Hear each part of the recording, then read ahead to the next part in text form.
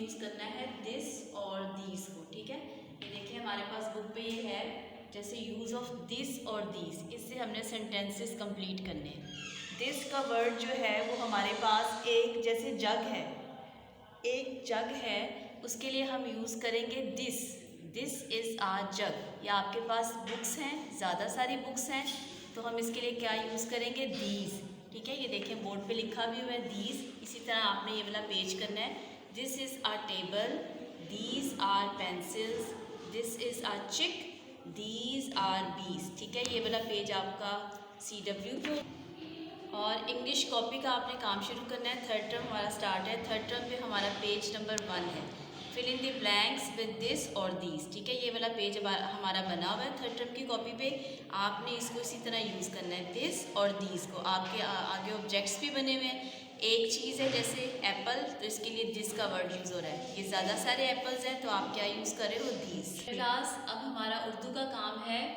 आज हमारा copy work होगा, लफ्ज़ों को तरतीब देकर लिखें। ये हमने पिछली टर्म में भी काम किया है। जैसे ये लिखा हुआ है तोता है, ये आगे पीछे वर्ड है, तो आपने इस जुमले को सही करके लिखना है। आपने लिखना है ये तोता है। पेज नंबर 33 है आपकी कॉपी का, उस पर ये पेज बना हुआ है। आपने इस पेज को तरतीब देकर लिखना है। उस पर लिखा होगा ढोल है ये, आपने इसको तरतीब देना, ये ढोल है। काटो शाख वो शाख काटो। दो नोट दादा, दादा नोट दो।